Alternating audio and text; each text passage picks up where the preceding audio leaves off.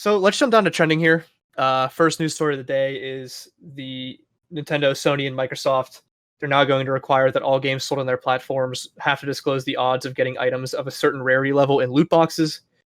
This would apply to all new games and games that introduce paid loot box features after the implementation of this policy. Many other companies have also pledged to implement the same policy sometime next year, which is a lot of the big players. This includes Bethesda, Activision Blizzard, Bungie, EA, Ubisoft, and Epic Games.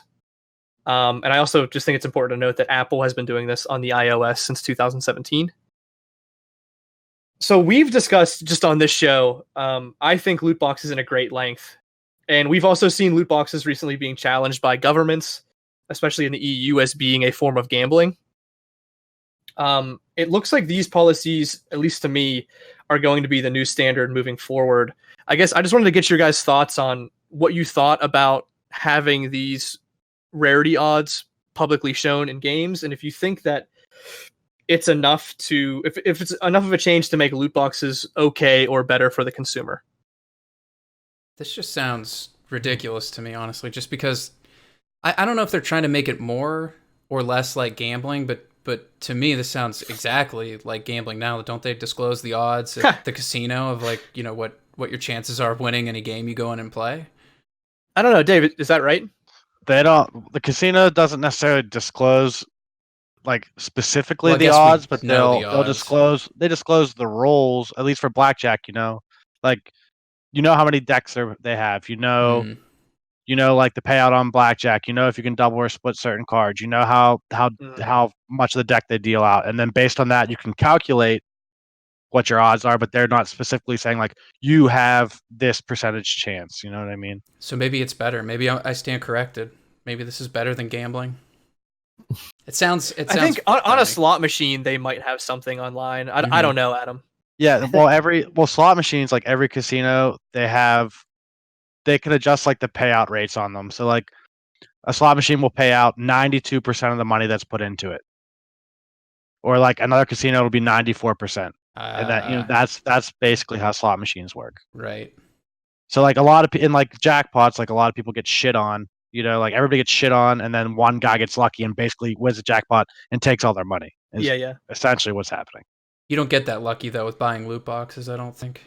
I don't think so either. No, doesn't seem like it. I think at face value, it's a step in the right direction. I mean, at least they're telling you now, rather, you know, like, hey, I want that gold skin, you know, because they're always tiered with colors, right? Usually, yeah. Yeah. You know, so you'll, at least you know what, you know, the odds. Okay, so if I have a 10% chance I buy 10 loot boxes, I could get it or not. But I guess here's my fear. I think it's a step in the right direction, but I'm afraid that now that they've made this change, that the conversation's going to go away. And everybody's going to be like, oh, okay, well, they give us the odds now. Like, it's no big deal. Like, I know if I can get a rare item, you know, 1 out of every 50, I'll gladly pay for them. And I just think that that's not a good thing for us. I don't think it's a good thing for really anybody that's playing games, especially like a younger kid that's playing Fortnite that might be 10 or 12 years old. That's, you know, just buying whatever he wants. Just because he knows the odds doesn't mean that he's not going to spend a lot of money. So that's my fear, is that although it is a positive change, it might be the only change for a while. It's tricky though, because disclosing the information, I get what you're saying, it actually could increase to some degree, because you're like, oh, it's only 1 in 50. Yeah, it's a lot better than I thought it was. That's true. Let's go steal mommy's credit card. I mean, you could see that, but I think disclosing the information is always a plus. I don't think you ever want to live in a world where the information is hidden. I mean, you're right, but I feel like there's no way around your scenario. That is an impossible thing, other than just completely evaporating it, and that's not going to happen. I'm pretty liberal when it comes to loot boxes, just because if a game has a lot of loot box shit in it, I just don't play it. You know what I mean? Right. I just fine. If you want to make your money in this country or this world, whatever, do your thing. But like, if it's a game that has gross microtransactions, I just stop playing it. It's just a personal thing that I have. So, and a lot of my favorite games don't have it. And you don't need it. So yes, I get why people hate it. But like, I feel like as a consumer, at least on my end, it's not a problem. And if my kid gets to the age where she's gonna try and, you know, milk me for for points or whatever, then I'll have to address that as a parent when that time comes. But yeah, I think to answer your question, it's good to disclose the information. I think at the end of the day. That's funny you said that. I feel like, Morgan, you're probably well equipped to deal with that conversation with your kids, but I feel like, at least in my workplace, I hear a lot of people talking about, their kids playing Fortnite and things like that. I don't think they really understand, I don't know, maybe not that there's like terrible consequences of buying loot boxes or anything like that, but exactly what they're paying for, paying into, or acquiring, with the money they're putting into this game. Yeah. It's a controversial stance, but I just believe as a parent, it's your job to watch that shit. And then if you see it on your credit card, you talk to your kid, you take care of it. Like, if you save your information, I get how you can get fucked over a couple times, but I just believe that it's just my personal stance as a parent that's my responsibility. So yeah, I couldn't agree more with that. And I think we've talked about that on prior podcasts too. Just saying, like, there has to be some kind of personal responsibility involved. Like, you don't have to do it, and like you don't have to act like it's like you're a crackhead buying loot boxes. You know what I mean? Like, there's plenty of different other there's plenty of other games that you can play if you don't want to have microtransactions. And like, as a parent or an adult or a kid, whatever, like, there's ways to regulate it. Like, take care of your kid, know what they're doing, be a part of their life. If you don't like it, don't buy it, and if you do like it, buy it. To roll back onto what Matt was saying, like, he hopes that the conversation doesn't go away. I'm with him there. And my thing with loot boxes is, like, I think a game can have microtransactions. Like, a game like Siege would have never become as popular and have gotten as much content as it has without it. Mm-hmm. But loot boxes, I think, are different. It's not when I go into Siege and I say, "Wow, that Ash skin is really sick. I want to buy that." I know what I'm buying. It's my choice to spend the money on that stupid item. Yeah. It's a loot box is totally different. You don't know. Yeah, you're getting your odds here, but there's no guarantee here. Yeah, I completely agree. And the one thing that I've said that I wish they would change in loot boxes is that, like, I don't mind the rarity being different and, like, just sometimes getting a bunch of commons and, like, never getting that legendary for a while.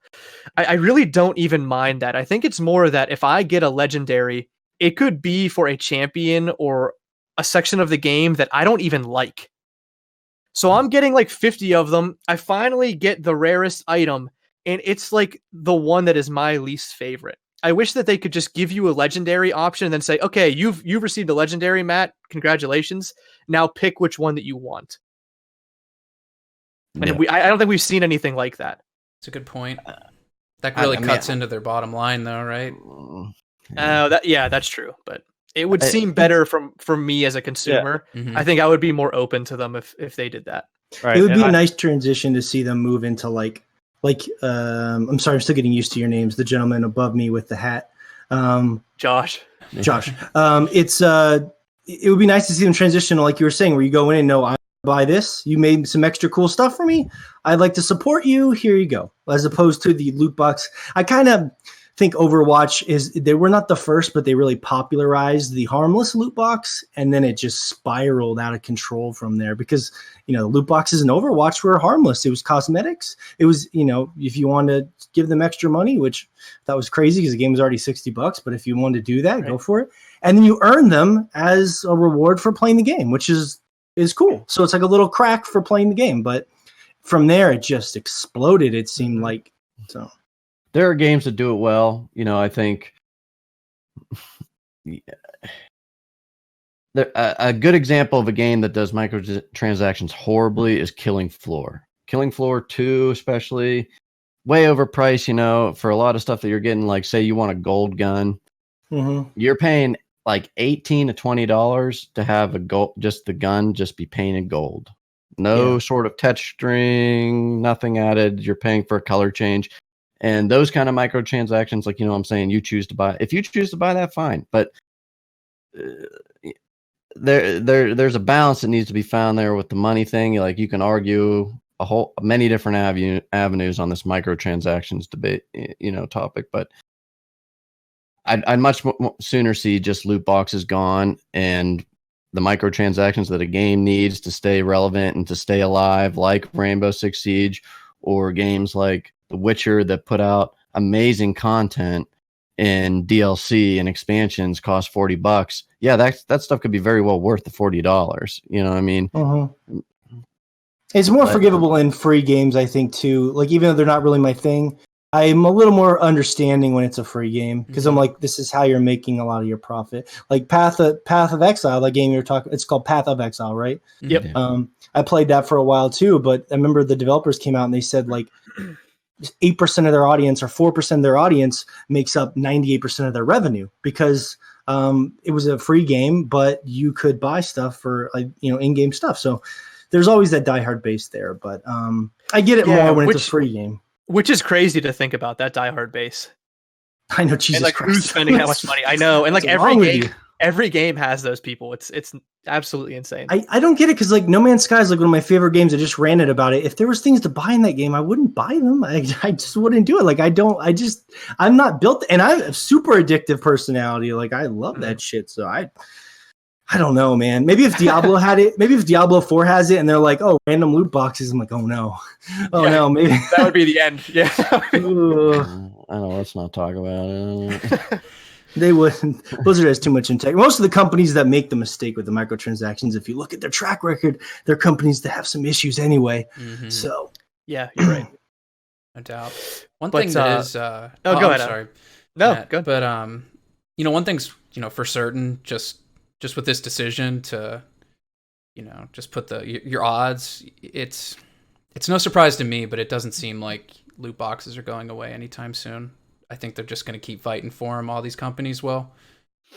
No, I actually just read a huge article about how not just loot boxes, but just microtransactions in general, where like they're so important to the financial lifeblood of these game companies nowadays that they actually like couldn't go away. Or they wouldn't even know what to do with organizations, and they wouldn't know how to get cash for it. That's fucking insane to me. Like, I know. That's crazy. Like, how can you not make something I saw recently sold like 10 million copies, and they said it was a disappointment. I was like, I know. Fucking kidding. Yeah. It's like, make a game that doesn't need to sell 70 million copies. Like, I just don't get it. Like, when I look at things like Death Stranding coming out soon, right, with Kojima and the way he's always handled Metal Gear before they kicked him out of there, like those games could sell a couple million copies. They had some of the best production values in the business, and they were fine. Like I feel like the business model should be able to support that if you do it right. It's head scratching to me. Granted, I'm not in there, but like Sekiro sold, I think, like 4 million. So and it's plenty. And I'm sure that's fine. Like I'm sure that From Software is like, okay, like that was good. Yeah. We'll see DLC from them. They always do. They'll ask for more money, but they'll give it to us in good content. You know what I mean? That's what I was saying. That's where we got to find the balance. It has to be worth. It has to be worth it. Yeah. Well, that's what I mean. Like you said, what was the game you said? The Black Ops 4? Is that the one you said it was? Yeah, Activision was disappointed with the sales numbers after it came out, even though it was like staggering. Yeah. That's what I'm saying. Like, okay, the game it's fine. A lot of people liked it, right? Like, where's all that money going? I don't look at that game and go, this is the best looking game I've ever seen. I don't look at it and say it's like got the best story or whatever, the most revolutionary. Like, where the fuck is all that money going? I think the issue is not that they're not making money. They're probably still making like $100 million of revenue in the game, but they just want to make 400 million. I think it's more that their expectations have increased more than the actual profit margin. Right. And it's not even their expectations. It's investors and stockholders and shareholders. That's a problem. It's because, you know what I mean? The stock market's based on like, make more, make more, make more, make more, make more, make more, make more. It's never enough. It's never, you know what I mean? It's never enough. If you want to drive the stock price, you got to make more money. You got to make more money. You got to make more money. It's never good enough. And I think that's really the problem because Blizzard, if you look at their earnings, they still make a fucking shitload of money. They make tons of money, billions of dollars a year, but it's not good enough. There always needs to be more. They're like, oh, the company's struggling. They're making billions of dollars a year. It sounds like they're doing okay to me.